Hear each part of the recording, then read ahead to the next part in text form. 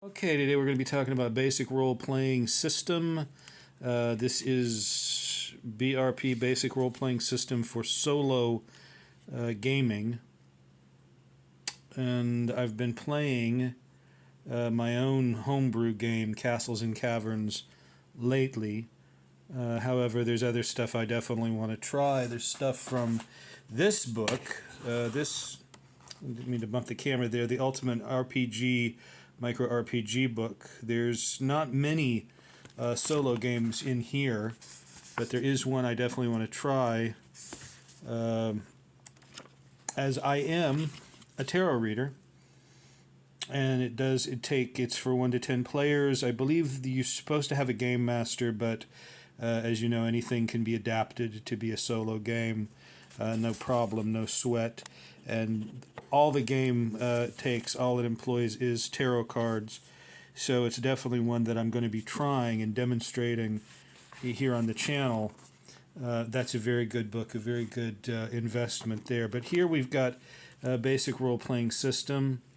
Basically it's a book with a couple problems. The editing is not real good on this. In fact, it's not badly designed, although the cover is a little hard to read. The printing on it's a little hard to read, but I don't usually complain about things like that. It basically just takes you through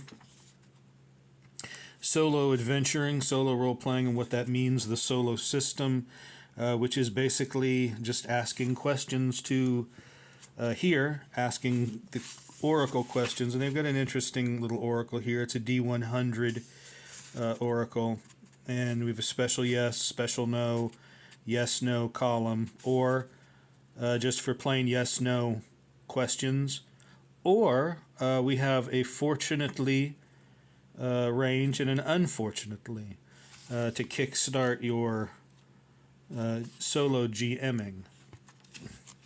And if that is not enough, you also have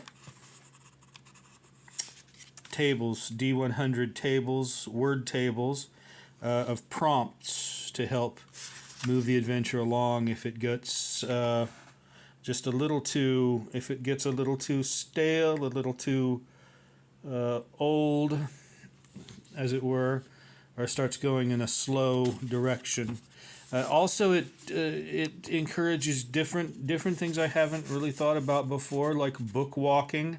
That is rolling a D100, choosing a random book, almost like Stitchomancy or something, divination, going that many pages in, rolling again, that many paragraphs down, and then looking for word combinations, things to spark the imagination. Other things that are suggested include open questions, book walking again, or rolling against the word tables to answer those questions, or using Mad Libs, which are sentences where you insert words, such as the evil blank seeks the. You can build random tables of options for blank. Encourages you to make your own tables. The questions that can be asked when beginning any scene in a solo game, obviously, who, what, where, and those can be rolled against, as shown here at random with a D10. Anyway, good little book. A lot of advice on solo playing, characters, setting the scene, how to do adventures in a solo sense. Good little book. There are some editing problems, but overall the design is good, and I don't regret at all purchasing it. In this current adventure, and I didn't have a miniature to represent a giant rat, but both of my characters here, Lance and Daff the fighter, Lance the cleric and Daff the fighter, have escaped from the giant rat, here represented by a giant spider because I don't have a giant rat. But our character of... Oh, where's he at? Where's he at? Erwin our character Erwin failed a dexterity roll, or check, the dexterity check with the cards, having to get a 5, or over with a +1 modifier. He did not pull a card high enough, even with a +1 modifier, to escape from the rat. The rat is badly, badly injured, almost deadly injured, spewing blood everywhere, and he needs to get out of there, but he missed, even though the rat is half dead, is operating at a -3 to all its rolls. It still... Now, this could be handled in a number of ways. The rat is going to attack. You could go ahead and roll dexterity or pull cards to see which side, if either one has the initiative. If Erwin gets the initiative, let's turn him around so he's facing. If Erwin gets the initiative, he's going to go ahead and make a dexterity check to see if he can race past the dying rat, which is flailing about in agony and spewing blood everywhere and attacking anything in sight. If he can somehow manage to race around to the door and get out of that room. That room where along the walls the victims of the evil count from long ago, the evil count, the Lord of the Rats, have been chained to the walls. So let's go ahead, and we can do this real simple. Let's go ahead and just roll a d6 to see who has the initiative to move. Because there's the rat is 4, Erwin is 2, so the rat goes first. The rat is going to attack.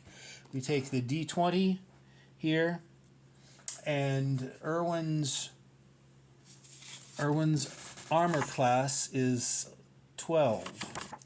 11 plus 1 for the leather armor that he's wearing.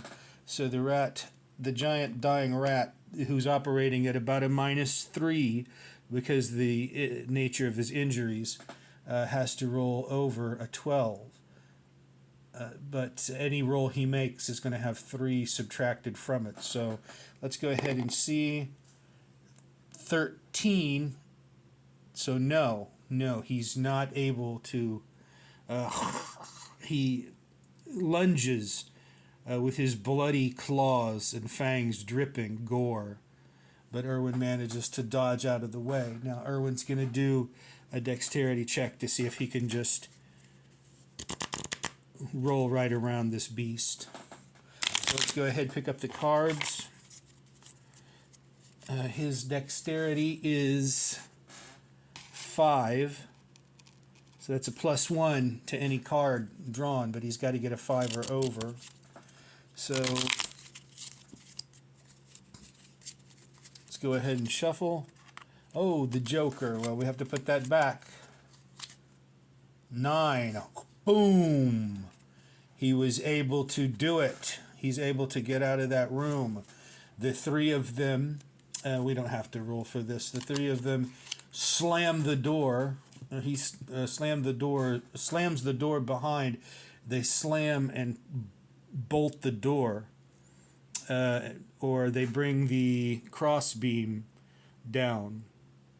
And the dying rat is still lunging against the door. They can hear him thump, thump, thump as blood drips out from underneath the door. And that is the end of that room. That rat will die, obviously, in that hidden room. So they've taken out one monster. These are homebrew rules, so not quite decided yet how many experience points that would be worth, but it's probably worth about 100 experience points to divide between the 3 of them. And we're going to be back tomorrow with either the tarot game from the Ultimate Micro RPG book, or we'll be back with a bit more castles and caverns from the basic, and using using the Oracle from the basic role-playing system, maybe using these random word tables. We don't really use prompts much in our playing. It's much more like a sandbox type playing. But and we've got also other plans. We want to go back to micro horror, some horror gaming, and we want to go to some mechabots simulation war game, and probably have to get this table cleaned off because we're going to need the space to move our mechabots around, and they're going to be fighting on a desert war zone, combat zone. We'll be rolling random for huge outcroppings of rock and distance fighting, and we need to get some other things decided about how many of these squares a mechabot could move during a turn. Okay, that's about it for today. You all have a good morning, okay? Bye-bye.